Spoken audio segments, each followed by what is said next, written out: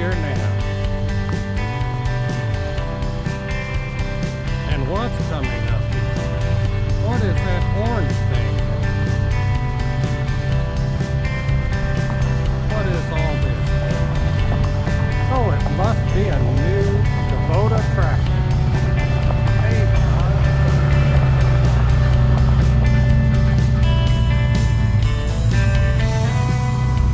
here we go.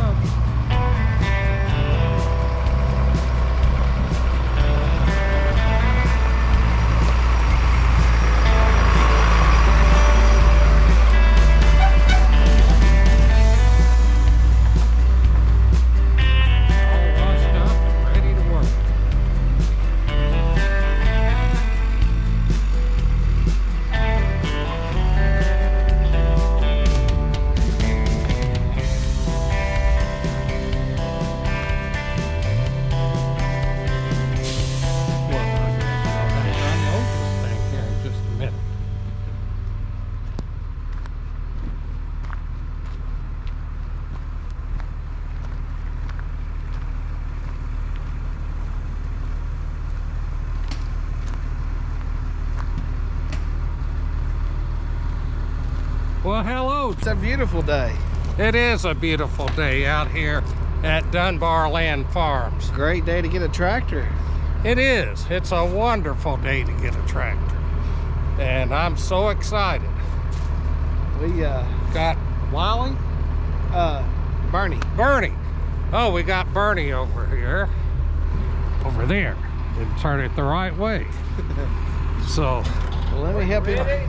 Let me help him get this thing unloaded, and you can play with this thing. alrighty then.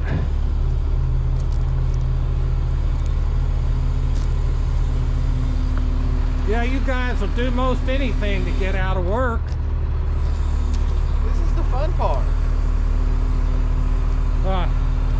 Yes, it is.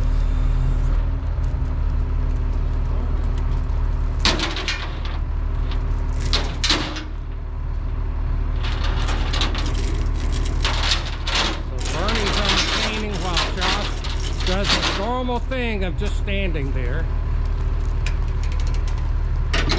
See, Bernie's hard at work. Sometimes it can be in the way. Ah, I see.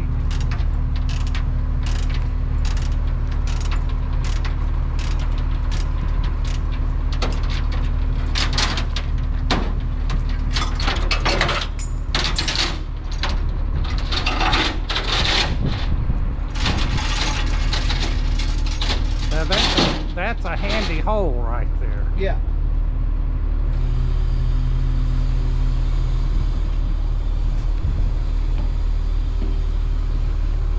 Josh, we're getting your best side right now.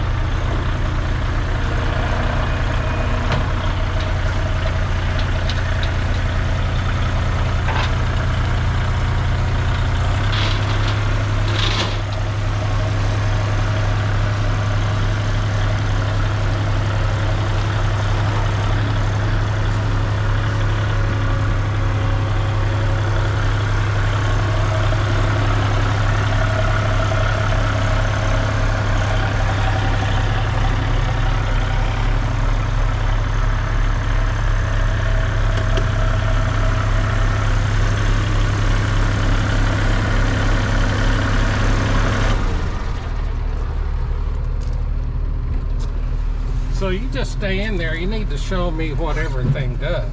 Because I have no clue. I tell you what I would do.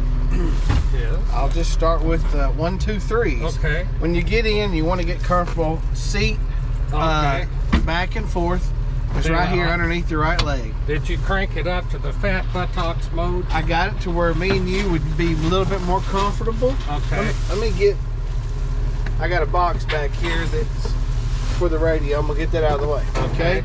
So that's what this right here does. So you go back and forth. Okay. And then underneath right here, right hand. Okay. I got my tilt for my seat. Okay. Okay. Okay. I got the plastic still on the seat, but your armrests come down too. And then the next thing, then if I need to adjust it up, this is for the suspension on the seat. So you just so how much give you want it to have? So you crank it then. Yeah. So righty tighty, lefty loosey. Okay. First thing with the steering wheel, push this pedal down. Okay. Bring it forward towards you, and then your brake release is here. I don't know, with this I might not need to bring it forward too much. You'll have plenty of room. Rear view mirror up here at the right corner. Yeah, that looks good.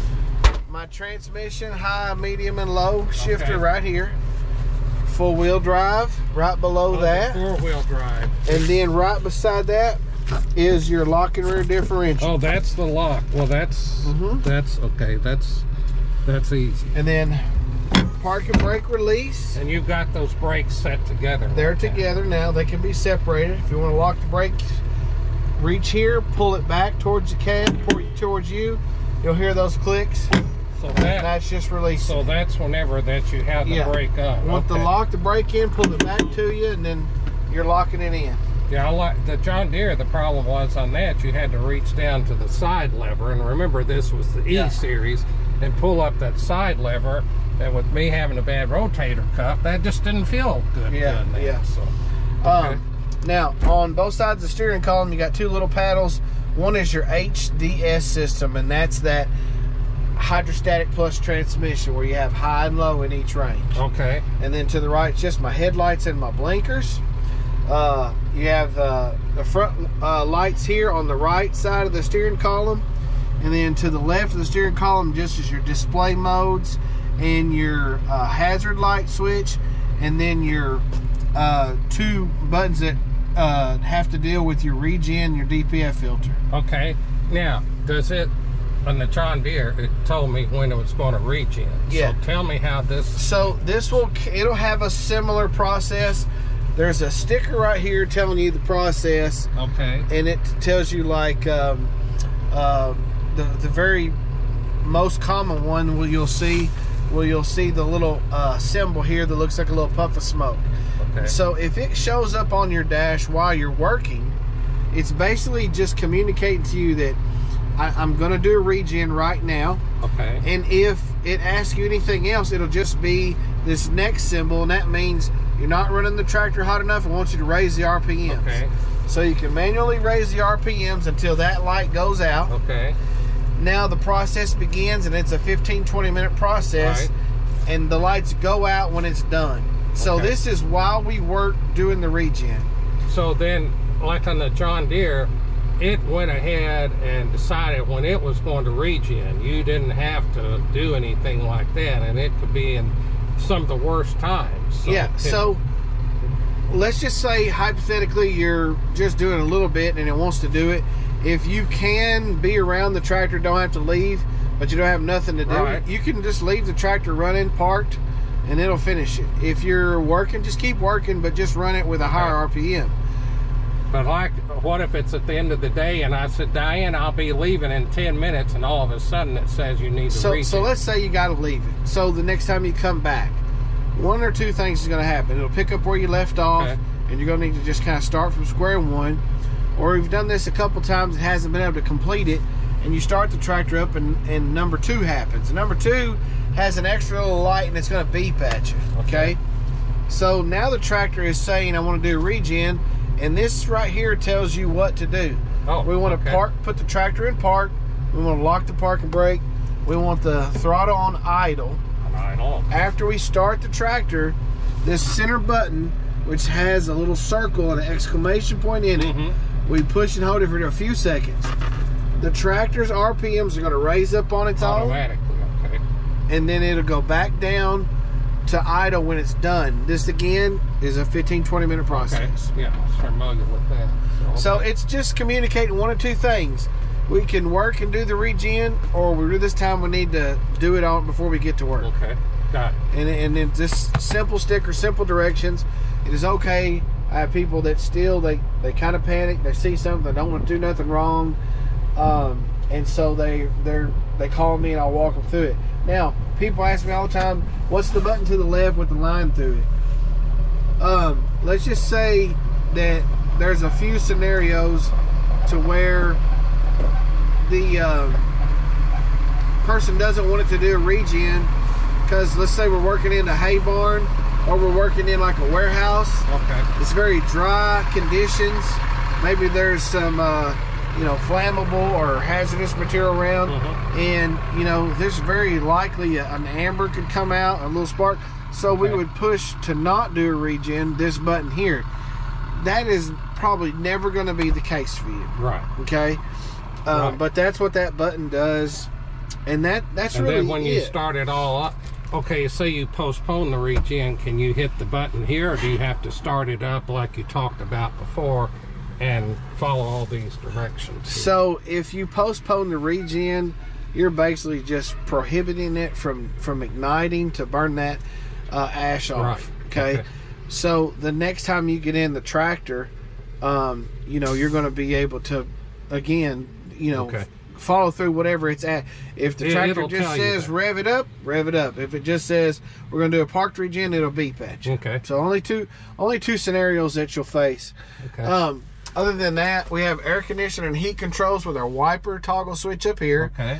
Our AM, FM, Bluetooth radio and mic. So like you'll want to get your phone set to that. With that. Yeah, and then of course your air conditioning vents and your cab lights. To the right over here.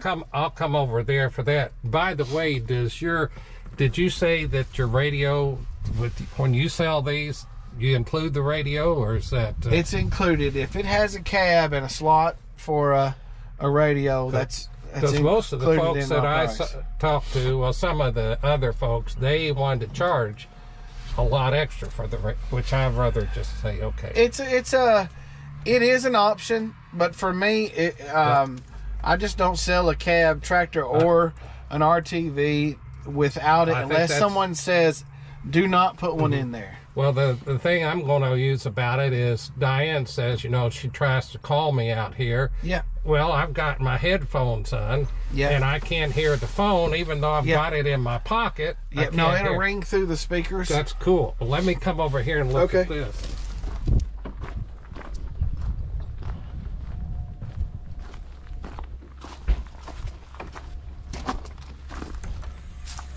So, right here to the right, we have 4 controls, our loader.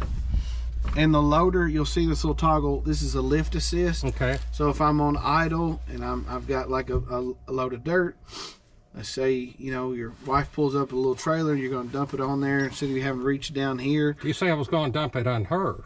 On the trailer. On the trailer. Oh, okay.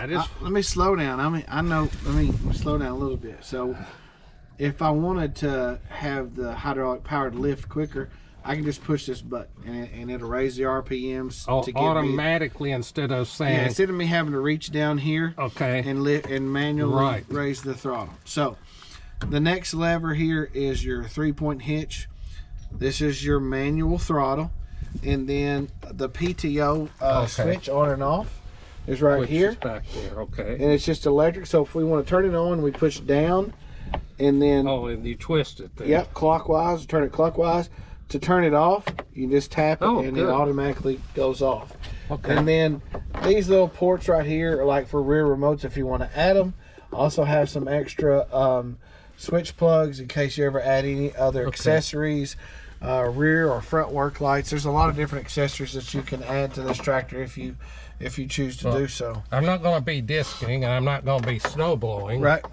And I'm not going to run a log splitter. I'm too old for that, so I don't know what I want the rear remotes for. I mean, that's just me. Not a lot of tractors in this class run too many implements that have hydraulics.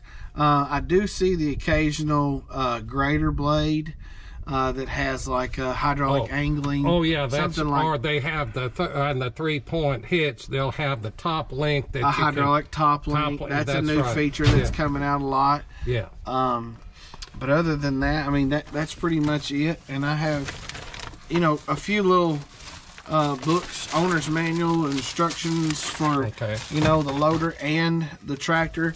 That will cover the service intervals and things like that. Okay, cool. The one little switch, if you want to go right back where you was at, let me show you this one. Okay. So this is probably one of the more questions that I have after the fact. This little control right here, says open and close. So the 3-point hitch is hydraulic lift but gravity down. Yes. Okay. And so when you're wanting the piece of equipment to go down, this is the valve control allowing so much flow for that piece of equipment to go down. And if it changes weight, like if you go from a box blade to a landscape rake to, you know, a bush hog, all three of them weigh different. Right. So the bush hog will go down extremely fast compared to what the rake would. Okay. So if you don't want to slam that thing down, which does happen, close that off, start turning it off. My little, you know, 1, 2, 3 tips is after you get the piece of equipment on, raise the lever all the way up for your 3-point hitch, close this all the way off, take your lever, push it all the way down, and then reach down here and slowly open this up until you see the speed that you want. Okay. Yeah. And that's it. That's a simple way to adjust it. And then the adjusting back here on the rear, I had trouble with John Deere swaying over, but I don't see how this can sway over into the tires. Right. Because I had to do quite a lot of adjusting and still never was really happy with the way that it... There's a less efficient stabilizer that's a turnbuckle that, you know, of course is option on some of our tractors, but this is, you know, the pin stabilizer, and basically you can set this in a permanent hole or a slot. Well, what does a slot do for you? You don't want everything to be extremely rigid without a little give. Such as? Anything. If you're bush hogging, you know, when you turn, you know, that tail wheel has a little bit of play. Yes. I like to have 2 to 3 inches of just sway in my 3-point hitch to give it the ability to turn without, you know, jerking. And also in case I'm against something like a root or whatever. That would give you some... Yeah, because you don't want to just... You know, so you would recommend then putting it up here in that slot here. So typically what I would do, and this has a key on the bottom. We'll take this key out so that I can remove this. Okay, so this allows me to move this back and forth. And you'll notice I have a slot here. So if I stick this pin here, that gives me that much room. Okay. Well, there's also permanent holes like this. Takes out my room. There's still a little bit there. Right. So what I typically do is after I've got it lined up, I'm going to put one in a permanent hole and the other side in a slot, just to give it enough little. That way you're not going back and forth. Okay. Yeah. And then I will. I'll be using the quick attach back here. Right. So once you get your I'll have quick that attach in there, on, then I can figure out what I... Yeah, once you get the quick attach on and you've lined up them to pick your piece of equipment up, then you'll have the ability to kind of get back at the back, grab your equipment, and see how much, you know, swag you have in it. And then this is a cylinder, I guess, up and down cylinder. Those are your 3-point hitch rear cylinders. They're externally, so they're visible a little bit. On the Grandels, you have stronger hydraulics, and that's one of the things you'll notice on the Grandels. Yeah, because on the John Deere, again, E-Series, you didn't see that in the back, and it wasn't this heavy of a tractor. Right. And then whenever that the third function comes in, you'll let me know, and I just bring it back down there to you. Yeah, we'll come get it if we need to, whatever we need to do, and then get it installed. Okay. All righty, and it'll go up here where that hole is, I guess. The third function, or thereabouts. So there is a mounting bracket that will mount right along in here. Okay. And your ports will be lined up right here. Oh, tell me too how that leveler thing works, because I didn't have one on the John Deere. So I can tell if the bucket's level or not. Is that what that third arm is up there for? And I have the bucket kind of tipped down right now, but you will notice that rod slides in and out this little deal. So obviously I've got it slid forward right now, but when this rod comes up into here, right when it hits smooth, it should be level flat. So if it comes, when it comes right to the to the end of that, then flush. Okay. Yeah, it should be level, and that's, and there could be, and there might be a minor adjustment, you know, but it's very simple to do. This little lock nut right here, adjust that rod in and out. Okay, cool. Or, you know, there's sometimes I have people that say, hey, you know, I want to know when it is tipped back, so they'll actually take a marker, like a permanent marker, and they'll just kind of write a line, so they'll know that there's one quart. If it's tipped back or tipped forward, they'll have it. So good idea. Okay. Well, Josh, thanks again. Yeah. I'll come around here so the folks can see us together. That's double handsome, isn't it? That's right. That's right. We both have our CFI hats on. Tell people what CFI stands for. Construction, Farm, and Industrial. And been in business going on 51 years. This is our 50th year. Yep. Okay, cool. All righty. Well, thanks so much for the opportunity. Thank you again for I look forward to business. playing with it a little bit today before I head home. So, yeah. Well, thanks for delivering it, too. Absolutely. All righty, buddy.